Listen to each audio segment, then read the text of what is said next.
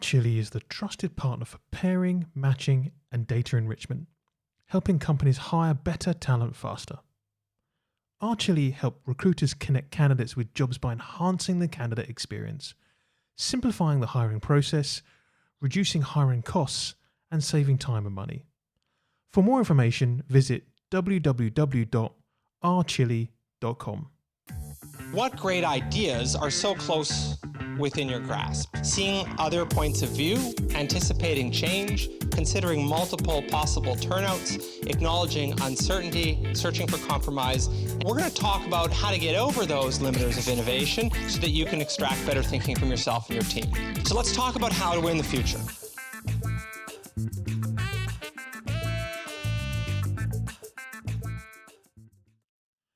This week, I'm joined by Steve Lewis, Managing Director at HireGuide. Steve spent his career at the heart of recruitment technology, from being one of the first employers at Total Jobs to leading search and staffing and RPO at LinkedIn, and now driving innovation through interview intelligence. Steve is now on a mission to transform how interviews are run, helping companies make better, fairer, and more structured hiring decisions. Welcome back, everybody, to the Marketing Rules podcast. It is my pleasure to have Steve Lewis on with me today. Steve, we've been friends and known each other for many years now, and I can't believe I've not heard you on the podcast prior to this, but you kind of got your new venture. So it's for everyone who maybe hasn't kind of know about your bit about your background, maybe you could tell us a bit about how you got to where you are today and a little bit about kind of HireGuide as well. Yeah, happy to. Hello again.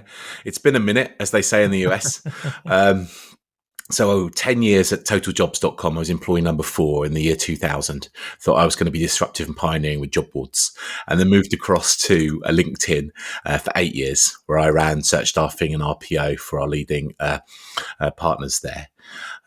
2 years in an AI speech-to-text business that looked at accuracy around gender, ethnicity, different people's accents, making sure transcriptions were on point, which really led me into getting the band back together with HireGuide. There's 10 LinkedIn alumni there. And speech-to-text and accurate transcription is an underpinning of what HireGuide does. I'm the managing director of HireGuide, and HireGuide informs the quality of hiring decision. Quality of hire is so important, but how do you manage that metric? So we're a certified B Corporation. We care about social impact. We want to do well by doing good. And we're very much focused on the interview, understanding the different moving parts, the talent team, the hiring managers, the candidates, and getting that dynamic absolutely on point. And we will dive into a little bit about that in a mo. But it's fair to say, I think, you've got a quite impressive background, right? With kind of the Total Jobs, LinkedIn. Those are kind of brands that not everyone can say that they've kind of worked for, and it must have kind of given you a lot of confidence to build the business that you're building now, right? You've seen it change a lot. And you've kind of probably got some ideas of where things are going. Yeah, I don't think I'd be foolish enough to call out my top 5 predictions for 25 and then we regroup at the end of the year and see I've missed them all. So I know it's moving fast and change is the only constant. You're right. My background has been much on top of funnel, the sourcing side. There's a $650 billion marketplace for sourcing. We know some of the names. I've worked for some of them, but there's kind of Indeed. There's a whole plethora of ATS systems. There's the candidate data enrichment businesses, the skills ecosystems like Beamery and Gloat and Eightfold and Fuel 50, all those types of businesses. But at the bottom, no one's really cracked the code about the interview. It's still very much a black box to be unpacked, mitigating the bias, making sure you ask the right questions. You know what a good answer looks like, how it's tied to skills-based hiring as well. So yeah, it's led me up to this point because I'm now focusing on quite an interesting part of the market. We're building a new category out. Not really been done before. We're pioneering, we're leading the way. There's some others that are helping to grow the category. Nobody's done it perfectly yet, but it's a very exciting segment to be involved in. And I guess explain to us why it's one of these areas that we should kind of care about, right? And I know it's very easy to kind of band around terms around kind of trying to remove bias. I think we're all agreed that kind of trying to remove that from the interview process is a good thing. But is it a difficult sell? at the minute, or is it an easy sell? Is it an educational piece you're kind of going through? What's it like trying to kind of have these discussions with potential clients at the minute? That's a great question. You want to push an open door, so it needs to be on someone's mind anyway, potentially keeping them awake at night because they're on the hook to solve for it, right? Everyone's been talking about skills-based hiring. It's having a moment, but nobody really knows how to operationalize it that well. And then is it a competency-based framework? Do we have some guidance around a taxonomy of skills for certain roles and the gap and what we're after? We've needed a way to bring it all together and to then use AI in a responsible way to do the heavy lifting around generating the questions to ask to assess for those skills. What is a great answer? What's a clean scorecard? So in terms of, is it an easy sell? Nothing's an easy sell, but actually if you're sitting next to the company that's looking to implement this, so they're already on the skills-based bus. They already know that they want to be a skills-based org. They don't quite know where they are exactly on the maturity model and the adoption curve, but they're moving towards it. They're the types of businesses that we work with. So we have around 5,000 hiring managers working with us, and now many more enterprise businesses are starting to approach us. We've been product-led growth to get to this point. Now it's how do we engage with the enterprises to enable all the hiring managers and the talent team and the recruiters to have a clear, structured process. And the reason that's important and why it is an easier sell is that McKinsey have said having a structured skills-based interview process gives you 3 to 5x more on the job performative outcomes. So we know if we do it, and if we do it well, we're ripping out all those favorite questions people have, those gut feel questions. Is it a good answer? Those clever questions. How many golf balls on a 747? How many washing machines in Mexico? They love asking that question because they want to see you working out. But oftentimes it's like, well, is that a good answer? Unless you really rally on what the structure looks like, who's going to ask what question for what skill, you're opening yourself out for a lot of bias and non-inclusive outcomes. And you mentioned AI a few times, and you can't get away from AI and AI kind of businesses at the moment. Do you have any pushback on that?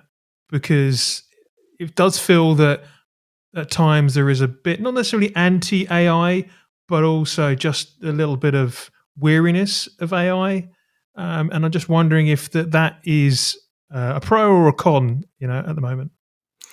You've hit it on the head. I'm bored with it. I'm absolutely exhausted, right? People are spinning up these businesses and getting them investment, and it's just a GPT prompt layering. Those businesses get found out quickly. We've been doing AI. Our CTO is a PhD in AI. He ran assessments at LinkedIn for many years around engineering hiring. We want responsible AI. We want to make sure it's there and it serves a purpose. We're allergic to it making a decision as to whether a candidate's right or not for something. But if it sits in the interview and it transcribes the notes, now loads of these transcription services exist now, Copilot from Microsoft, etc., and others. But the way that HireGuide is different is that it allows you to get your notes afterwards extracted by not just the topic, but the question detected to assess the certain skill. And then it blends that with the humans making the skill scoring and gives you something then you can discuss afterwards, i.e. there's an outlier. Many people thought Steve wasn't coachable, but one person does. Well, are they going to stand across that? Or are we just going to say Steve's not fit for purpose, doesn't proceed? So it augments and helps you make your own decision, but people get worried about it and they're allergic to it if they think that they're going to not even get a chance. They'll be screened out, or they won't even get a chance to actually show their skills. So I think it's really important to signpost early to say, look, we do record interviews. It means the interviewer can be present fully. You're not going to see the top of their head as they're making these chicken scratch notes. They're going to be fully present and engaged, and it's available for your own benefit. But we don't allow it to make any judgment call on whether you're right or wrong for the job. I think as candidates, we deserve that respect and compassion about the process a little bit more. Because that was going to be a question I was going to ask, and whether the interviewee is now kind of redundant in the process, or the interviewer, sorry, is redundant in the process. And is there a situation where, and I'm sure it's completely possible now, where the AI could handle the majority of this, and as an interviewer, you might, or maybe that's a good thing or bad thing. As an interviewee, maybe it doesn't matter as well, Uh, is there still a place for a human interviewer in this process? So Rupesh Panchera is the head of executive hiring at ServiceNow, the multi-billion-dollar business that's solving for agentic AI. He's also heads all of the go-to-market hiring. He came on my HireGuide podcast and he said the role of the recruiter in her current form is obsolete. And that was kind of one of those, we talked about the mic being dropped, one of those drop mic moments. Yeah. And I agree fully. I certainly think that if the interviewer just expects that they can get by turning up late, not being involved, disrespecting, asking odd questions, companies aren't going to allow that. Candidates aren't going to allow that. The whole interview process, was I treated with respect? Did it start on time? There are certain table stakes things that need to be in place now. So to your point, I think very at the top of the funnel, so screening, whether it's binary, yes or no. Yes, I've got the eligibility to work in this country that I'm applying for. That's a yes or a no, right? Some of the comp bandings, there are certain things that you need to police yourself against and qualify yourself out if it's not right. Now, if that's a conversation with an AI, and that helps you get to a no faster as a candidate, so you're not wasting your own time, that's pretty good.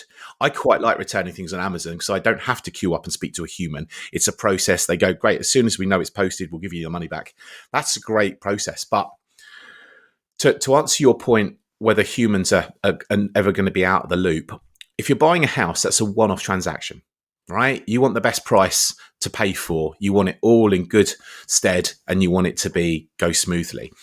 A job, you're buying a house every day. You're investing in yourself. It's not a one-off. So we're seeing that the candidates want to see the whites of the eyes of the interviewer, want to be able to determine whether the culture and values are just on the wall or whether they're being upheld and manifested from the people and the stories that they can tell personally. You're making a quite personal decision about your next career step. And the way we see it at the moment, intergenerational, maybe different a few steps down the line, is that this is a big buy. It's a big purchase on both sides of the table. And you want a little bit of guidance as to, is the water lovely? Shall I dive in? Yeah, I've been to this resort before. Trust me. That's the kind of the transaction that's being made here. And it's an ongoing one throughout your career. And some of the kind of the technical things about this obviously has to be recorded, right? Doesn't have to be. Okay. Then we don't want it to talk be me a deal through how that breaker. might work. Tell me how that might work then, because the traditional thought of how you assess an interview is that you have to record it. It has to be over video. There somehow has to be a way that the AI and yourself can review the notes and all that kind of thing. So talk me through that process. Sure. So we want to give the candidate a choice. We've got something called intelligent scheduling. It knows as you go when it's providing slots for the candidate to choose from, whether James has got an availability block designated and that needs to be overrun because this is a very important role. And then the choices the candidate makes, so you can choose the slot that works for her. And then at that point, we get consent and we say, we want to record it. It's for your own good. But if you don't give consent, that's absolutely fine. A lot of the value from HireGuide has already been given to the hiring team and the hiring managers and the recruiters because it's helped to spin up I don't want to use my own company name as a verb, but the guides, it helps you create the hiring guides as to what the questions are that you're going to ask for what skill, what the good answers look like, and the scorecards. And that can be used analog, printed off, PDF in the room as the kind of return to office or, hey, come in for a real live interview takes pace even more. We want to make sure that saying I don't want to be recorded isn't the deal breaker. Now, in the room, we would suggest you have a laptop open and you record because it can be transcribed and it helps with the asynchronous note taking and the kind of decide module afterwards and the quality of hiring decision. But we don't want it to be that if it's not recorded, then HireGuide is of no value. Good to know. And that makes complete sense. And it's great that there's a choice, because in some of the kind of cases where, with video interviewing, there's just no choice, right? It's that or nothing, right? That's the only way it works. And then talk me through things like, the actual interview process. So you're the candidate there. You're being interviewed on video. It's being recorded anyway. Yeah. Things like how you keep that interview respectful? How you kind of manage that kind of process. Are you getting live feedback or anything like that as an interviewer? How does all this kind of work? Sure. Sometimes it can be distracting. If you've got sentiment analysis signals being fired at you and you're in the moment, you're not going to be present, fully formed. Yeah. So before this actually all happens, before the candidate and the interviewer sit down, a lot of work's taken place behind the scenes. So firstly, we integrate with every ATS because they're not going anywhere. The ATS is going to be the system of record. We want to make sure the candidate comes in from the ATS, the job spec comes over from the ATS, then we enrich and enhance that, and it all goes back up into the ATS as well. So we're the system of action when it comes to the interview piece. So for a hiring team, they'd have the intake meeting with the hiring managers.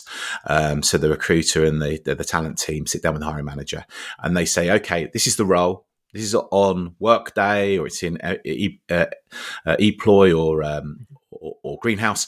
We're going to take the spec and drop it into HireGuide. It will then extract the skills it sees from the spec, but it'll also interrogate 129 million other specs out there to give you a skills cloud of what's associated with that particular job title and role. Half of our clients use the spec. The other half maybe think, it was only bare bones kind of skeleton version of it just to get the requisition done. It's not really to suit its purpose. So they drop in a job ad, but it will extract it in that way. And then as the hiring team and the hiring manager, you have a social contract between you. You calibrate and say, okay, this is the skill we're going to assess. These are the questions that we're going to ask so the candidate can showcase their ability to do that skill. And these are 5 good answers from HireGuide it's suggesting that we look out for. Shall we do some author assist and change those up? Or we agreed on those? And the follow-up questions it's suggesting. So you're almost getting your homework marked before you submit it as a recruitment team. Because the hiring managers are kind of saying, yeah, if they're hitting on these, the candidate's proceedable. So there is some coaching. To your point, how do you level up? During the interview, HireGuide will join as a note taker. And afterwards, there'll be some analytics saying you started 2 minutes late. Or you used a lot of filler words. So it'll give you some guidance and it'll help you level up and be a better interviewer as well. Yeah. And what about things like communicating company culture? Things that are a bit more ethereal, aren't always necessarily down on paper, and getting that across. That's, I always see that as kind of part of the interviewer's kind of responsibility as well, even if it's not asked. And on a kind of on a side note to that, again, going back to AI, where does AI play in that, and how does that understand company culture? Because I can understand how it understands the interview process and a job spec, because it's there in black and white. But company culture is something that's a bit more fluffy, So how you communicating company culture and AI understanding company culture. 100%. So definition is in the eye of the beholder, right? So you want that to be added in as tuning data. You want to put your culture and value tenets in when you're creating the questions, and HireGuide will learn from that. And you also put in the definition of what that stands for. So at LinkedIn, the mission was to connect the world's professionals to make them more productive and successful. And there were culture and value tenets like act like an owner and demand excellence, all that kind of stuff. What does that actually mean? How do you interview to that, onboard to that, performance manage, promote to that? That's really important. And no one's expecting someone to take a leap of faith. But what you can do is, once it's defined, and we did this recently with a leading cybersecurity company, they had new culture values that came out a few months ago. Poured that into HireGuide, and then it asks the skills-based questions and gives them a chance to answer in a way that showcases that they're aligned with the cultures and values. So it's a great way to bring the culture and values to life off the wall by actually bringing them into the questions as well. Yeah.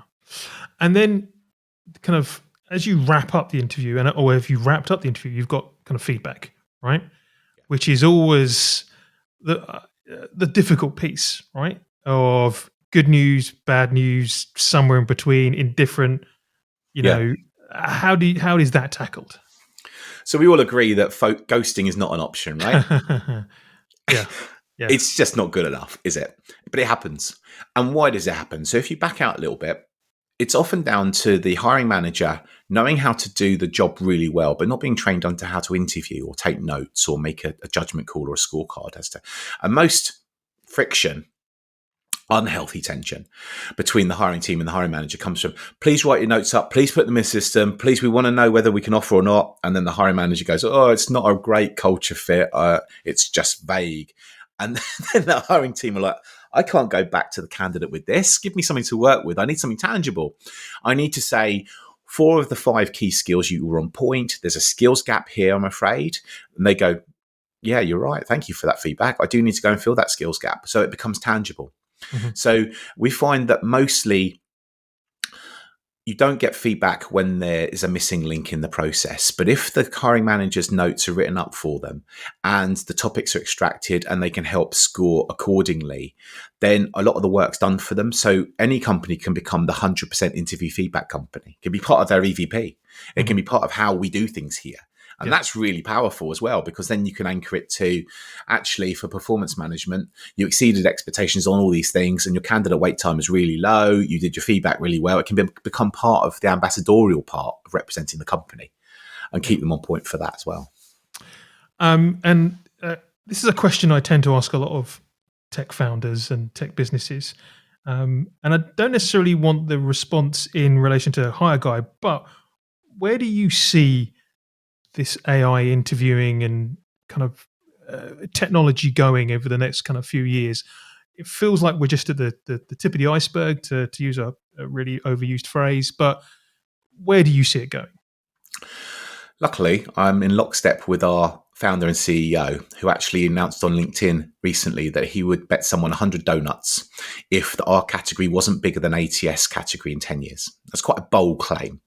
And then he went on to say why. The ATSs are great for what they do, but they have a HireGuide shaped hole in them a lot of the time when it comes to creating a multi-round structured interview process with the various moving parts, the questions, answers, the scorecards, and it all factoring and working together. So I believe this category is going to be huge. Talent intelligence is so important. Understanding the scrutiny and rigor around why you've made a decision, having it explainable, is so important. For diversity and inclusion, show your workings out. And if you anchor it to skills, it's so easy to actually go back. It mitigates a lot of the bias out there because it's already baked in. They've got the skill, it's a transferable skill. Now, skill enablers, behavioural tenants. If you create a question on HireGuide, it's always attached to a skill, but you can choose it to be a situational or judgment question. But you can choose behavioural questions, even though they're the antithesis of skills, because we want a blended mix. Are they resilient? Do they have grit? You want that to be brought in as well. So we're going to go and see an evolution of this whole talent intelligence category. That means that you now have, James has had an interview with Google and he got 5 out of 5 as a score for data science through one of the Google expert interviewers. That becomes a badge of honor, endorsed and verified, to go on James's LinkedIn profile. And it's a currency for you. Other companies internally will search against who's got 5 out of 5 for data science. Oh, James, we interviewed him in November last year. It becomes something more important because it's been validated by a human and it's searchable as a data lake against it, which means that this whole humble brag about asking for referrals and recommendations on LinkedIn and posting of things, they're all kind of self or peer driven, but actually having endorsed, verified interview scores is a whole new level of how good James is at his job. So I see the talent intelligence category as being one of the biggest. Yeah. You would do if you're invested like me and you're part of that group to build it out. But I see it as the last bastion, something that just hasn't been solved for yet, that's crying out for it. Steve, on that note, thank you very much. As always, we will include all of your details in the show notes. So if anybody wants to know more about HireGuide or yourself, then it's all kind of kept there. But for now, thank you very much. Thank you, James. See you in 10 years.